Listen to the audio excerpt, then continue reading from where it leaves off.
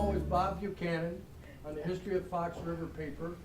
Bob needs no introduction, which is good because I don't have a bio of him. He's going to start with his own bio. Robert, come forward.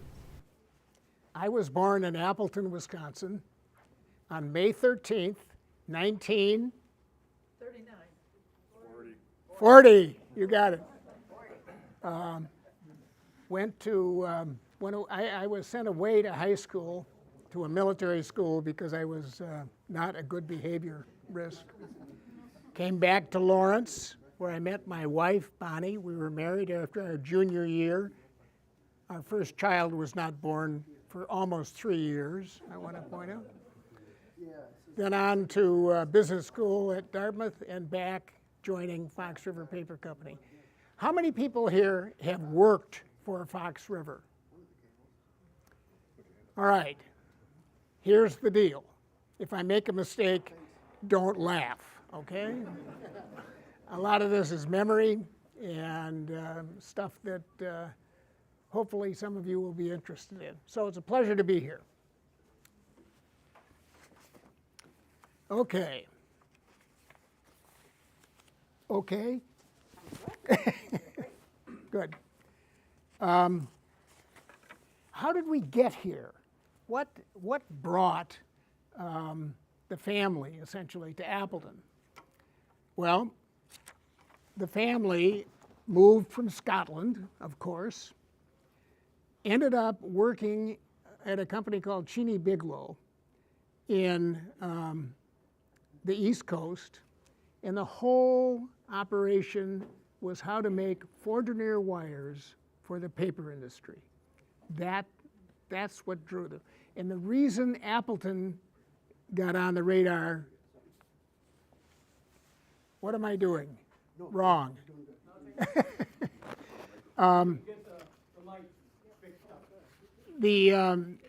Appleton became on the schedule of interest because of the movement of the paper industry.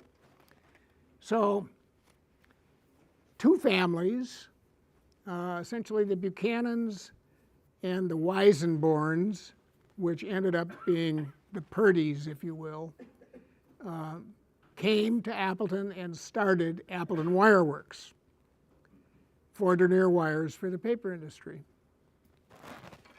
That facility that they started in is still in operation as an apartment building on Law Street. If I said go by that, how many would know where it is? Ah, yes, Appleton natives, that's wonderful.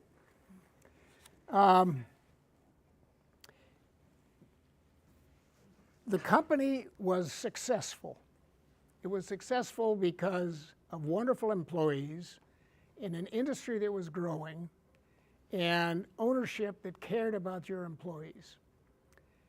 So what happened was Dad said, we've got to invest in Appleton. We want it to be a better place than the already good place it is. So he said, we're going to buy something. And at that point, it was Appleton Wire, and immediately picked up a company called Tuttle Press, which is, the building is still there at least, and then Fox River Paper Company. Fox River was purchased in 1961, 71, 81, 91, 01, 21. So it's been part of the family for a long time. Are we okay? Hey! Yeah, you can. Want to try it? Okay. Yeah, towards it here. So anyway, Fox River was a going concern when we bought it in 1961, or when Dad bought it in 1961. He wanted to deploy, as I said, resources that were available to him. Fox River immediately started to make acquisitions in the fine paper, cotton fiber paper, calendar roll filling. How many people know what calendar roll filling is? Yes, out of the Appleton mill. So immediately, or in short order, we bought Howard Paper Company, which is down in Ohio, Paper Plains, Susan Crane, Simpson. In 22 years, the company made 32 transactions, buying and selling companies. It was a time when there were opportunities, and Dad and the family took advantage of them. I joined the company in 1967 after graduating from Lawrence, as I said, going to business school, and I had accepted a job at Ford Motor Company. I'd always loved cars. I thought, why not get involved? And I thought to myself, after I spend a couple years at Ford, we'll buy a dealership. Well, what happened was Dad called. And Dad said, we have this company, and it's a family company, and we want you to be part of the family.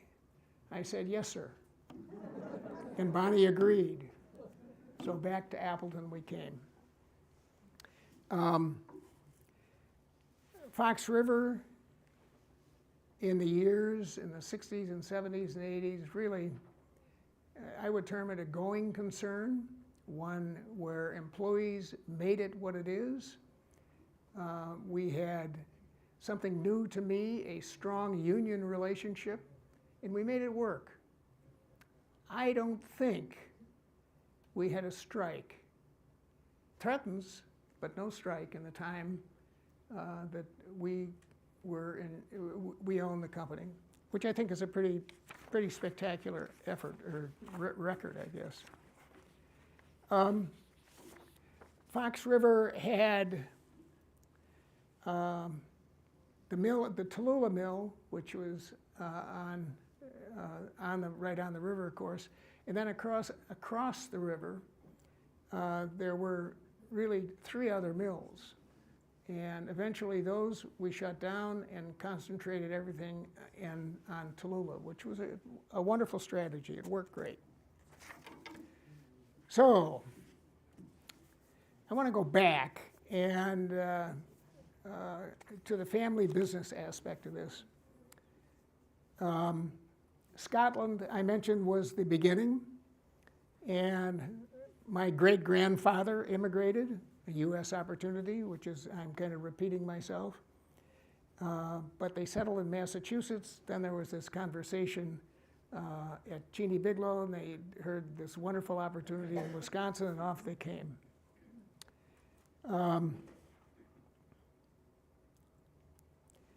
William, initially it was Appleton Wire that they bought, and then moved to Fox River Paper Company, which is what's going on, what we're going to talk about tonight. In 1883, Fox River started. It incorporated with 6 owners. In 1887, they dropped flour from the name. It was originally Fox River Paper Company, Paper and Flour Company. In 1913, Mr. Wing took control of the company and continued that actually until almost 1938. From 38 until 54, a family named Oberwieser was in charge. 1954 to 1961, Roberts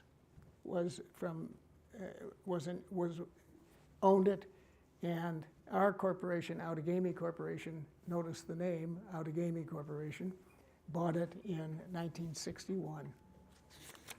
So that's kind of the beginning of it.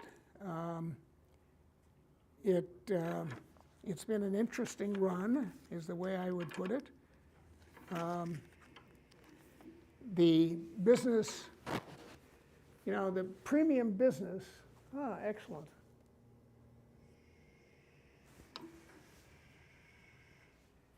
The Tallulah mill is the one we're talking about. and that's still there. Valley Iron is that is down, and part of that was enhanced with finishing operations. But I think that places it for you. Any questions on that location? Okay. Why was it called a Tallulah Mill? When Tallulah Park is up the hill. Yeah, but Tallulah was the location, and it was called the Tallulah area, at least what my history book says. And it's, you know, it's a name that sticks, kind of interesting. It works.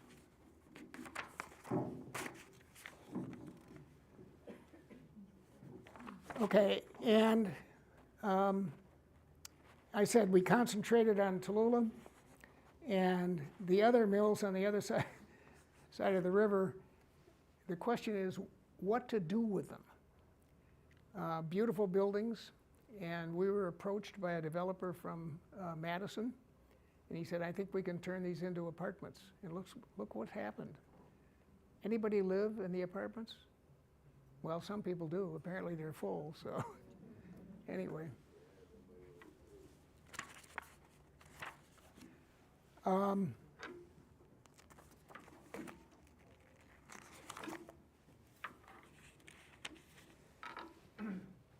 I would call our investment in Fox River a family success. Currently, there is one family person still working for the company. My sister's daughter is she running the customer service area now? It's your sister-in-law. Sister-in-law, yeah, sorry. Marketing. So the beat goes on. It's kind of great. Anyway, so there's not a lot more I can tell you. The years were good. We were happy to have it. It fit into a pattern of growth that Dad loved, and it was fun to be part of. You never knew what was going to come out of Dad's mouth as far as why don't we do this or why don't we do that. So part of it was let's, from my standpoint at least, trying to keep things on a track that I understood, and I think generally we've done that. So, questions, thoughts, input? Yes, sir. What are they gonna do with the building now, the Tallulah Mill? I don't know. I haven't heard. Anybody else heard anything? How long has it been shut down? 4 years maybe? Yeah, I don't know what you do with old paper mills. Well, they made apartments out of the other Yeah, mills, you know. yeah. What year was that they closed that down in the finishing part over there? 60, no, it was later than that. I'm not sure. I don't, you know, those dates just kind of slip away from me. Can you believe that? And, yeah, Why did you stop making paper where? at Tallulah? Well, the company that's got to answer that is Needham Paper Company. They're the ones that made after they purchased Fox River, they made the decision they were going to concentrate in their Needham mill, which, you know, that's home to them, and also their Central Wisconsin mill, which is a whole different scale of manufacturing. So from the standpoint of citizens of Appleton and people who care and ex-employees, it's too bad, but that was the decision. What kind of paper did you make? Fine papers, cotton fiber, priming and writing. What? Use the microphone. Oh, I'm sorry. Cotton fiber, printing and writing grades. We also had technical specialties. Super calendar roll filling was a substantial one and a good market for us. We were a major manufacturer of blueprint. Who can remember blueprint paper? Yeah, well, half of it for a long period of time came out of Appleton. So, yeah. My son works for the railroad. Did you have a good relationship with the railroads? The Chicago and Northwestern? Yes. My father was on the board, so during that period of time, it was great. I think so. I don't think it was a problem at all. You know, what we cared about was getting the switches at the time that we wanted them, and we did that. They did that. It was a good relationship, I think. Why do you ask? It's an interesting question. My son works for the Canadian National. Well, And they have a kind of an adversary relationship with some of their customers for various reasons. whatever reasons, yeah. Yeah. No, I think it was good, yeah. You asked how many knew what that super calendaring was, and there was maybe half a dozen who said they knew, but for the 94 of us that didn't raise our hand, can you explain what that is? Well, I'll try. If somebody's got a better explanation after I finish, let me know. Super calendaring was a process where you took paper and squeezed it between rolls under a lot of pressure to give it a shiny surface. And it was the filling of these rolls that was this paper that we made that was then pressed under a lot of pressure onto a steel shaft where there was just enough slippage as the paper went through, down, around, this type of thing, 4 or 5 different rolls. It's very effective. And it was also a wonderful business because occasionally the paper broke and ruined a roll, which means they had to buy more filling, which means we had more paper to make. So it was all part of it. What was the principal use of that pressed paper? Magazine paper, anything. It was a large percentage of the total printing paper that was made for a long time, actually. Yep. What was the family involvement with the wire works? Because I remember there were two. One was Appleton Wire Works and one was Wisconsin Wire Works, and they were pretty close next to each other, if I'm not mistaken. Yeah. Appleton Wire was owned by 2 families, the Buchanan family and the Purdy family. Before that, before Purdy, it was Weisenborn, but it was a 50-50 relationship. Eventually, the Weisenborns wanted to get out of the business, and we bought their interest. The Buchanans did. So was that in your business dealings at the same time as the paper company? Yes, yeah. So you had 2 separate but related activities. Yeah. I don't want to go into how the whole thing started, but essentially they were both part of the ownership of the 2 families. The 2 families had wonderful relationships. That was never an issue. Yes? Where did you grow up? You want the address?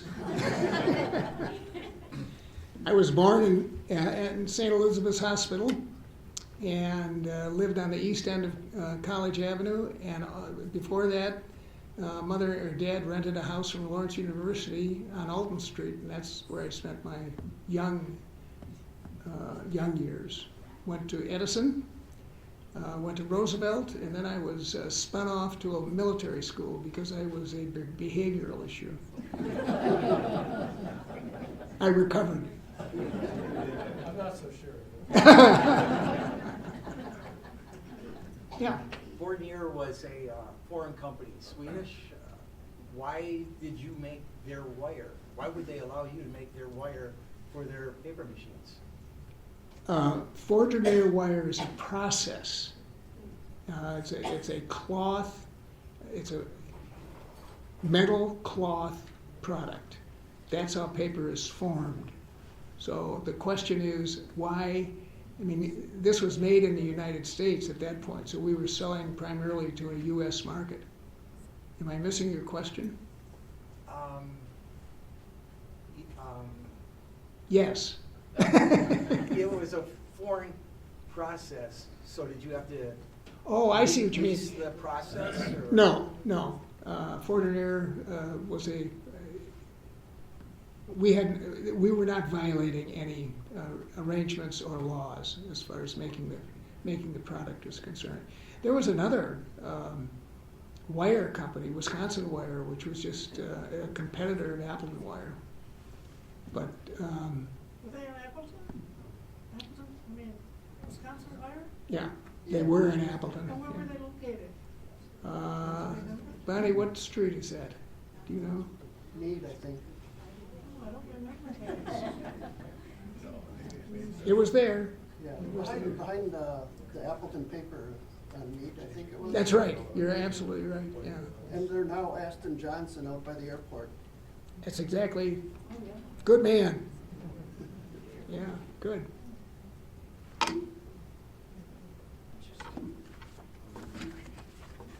Well, I don't know what else I can tell you. So when Nina Papers bought you out, Yep. did they keep the whole operation going as it was at the time until it finally, they cleared out the building? Or can you still buy Fox River Paper products by that name? I don't know whether they maintained the brand name or not. I just don't know. It's been too long. Yes. Mr. Roberts used to own. Fox River. That's who we bought it from. You bought it from them. Right. Bill Roberts lived in Neenah. Yeah. Right by the bridge, right? Exactly. Is this story Tom? written down anywhere, sir? So- Is this story written down in a book or anything? No. Not that I know of, anyway. Maybe we're writing one tonight.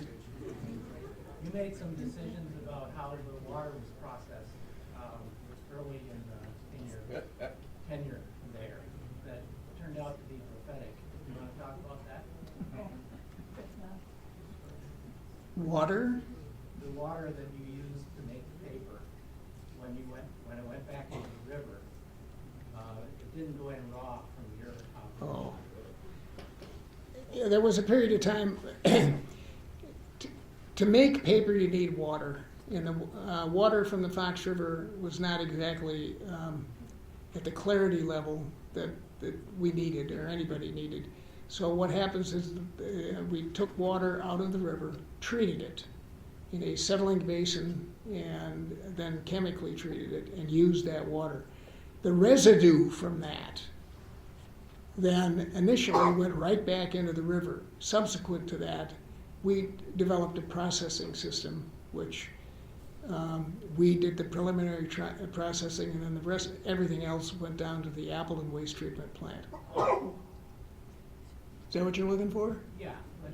In summary? Somewhat later, there were PCBs in the river that had to be dealt with, but Fox River wasn't involved in No. the cleanup because you'd taken care of it before. Thank you. Forgot about the whole PCB thing.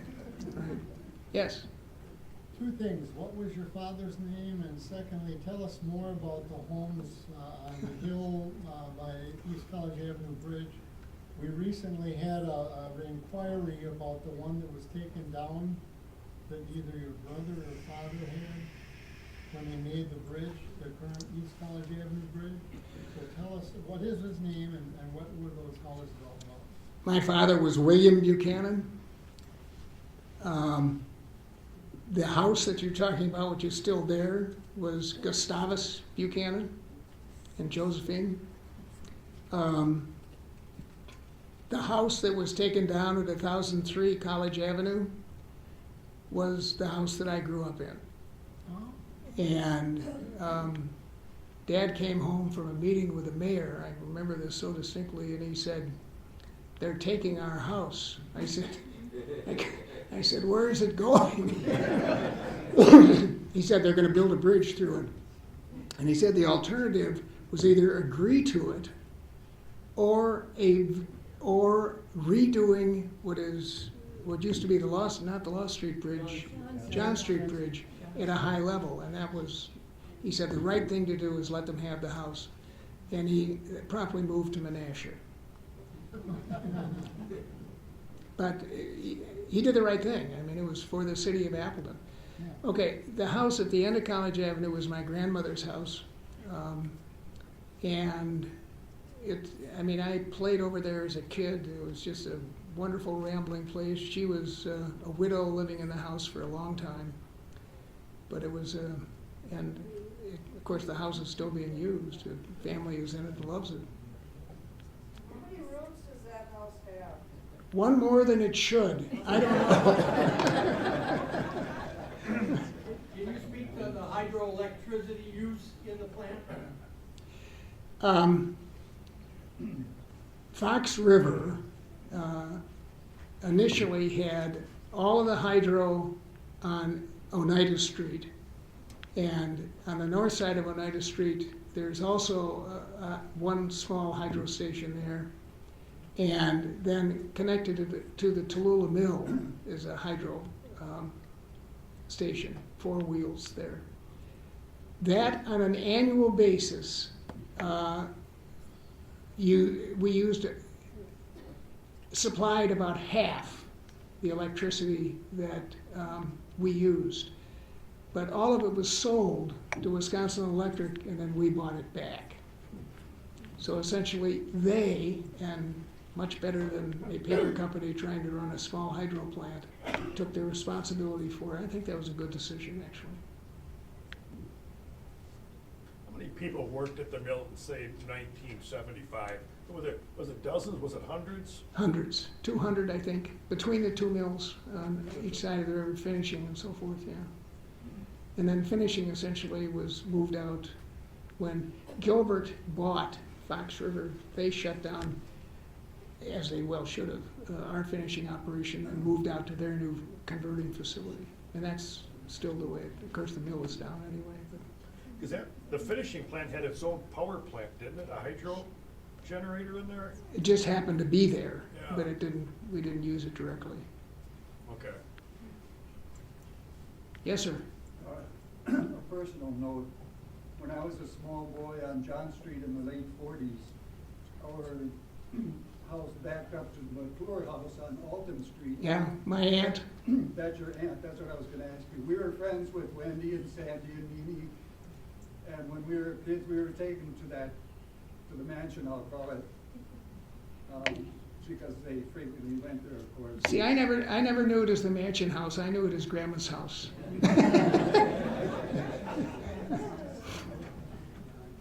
It was a great place. It still is, I'm sure. Really wonderful. You know, it's been a distinct pleasure and honor to spend some time with you tonight to talk about the high points of a family and a family's relationship is a real honor, and I appreciate it and wish you the best. Did you all, last question, did you all have any contact with the Kimberleys from Neenah? Well, of course. Well, do you have any stories to tell? Or? Kimberly Clark was the largest customer that Appleton Wire had. So the relationship between Dad and his generation and the senior executives at Kimberly Clark was an important one, very important. So, sure. You can tell me the story about the spoons for the after dinner at Kimberly's. Bonnie, maybe you should tell it. Anyway. You want to come up and tell that story, Well, Bonnie? Sure, No, no. come It on. had to do with going there for dinner and driving back home to Appleton. She said to Gus, Josie said to Gus, her husband, "Did you notice the spoons?" And he said, "No," and she said they were ice cream spoons. "I'd like to have some ice cream spoons too." And we now have that set of ice cream spoons. What's an ice cream spoon? It's like a regular spoon, except at the tip, it goes kind of straight across, and it has like little forks on teeth. So you can put that cut into the ice cream, and the round bit of ice cream will fall into the bowl of the spoon. And then you take it to your mouth. Put it right in your mouth without any struggle. You know, it's important to me that you know that my life at Fox River Paper Company was exceptional. A wonderful group of people, good equipment, a wonderful customer base, and I couldn't have asked for a better life as far as a company that I respected, and we made a decent return. Never quite enough for some of our hungry shareholders, but no, seriously, it was a good business, and it was fun to be part of.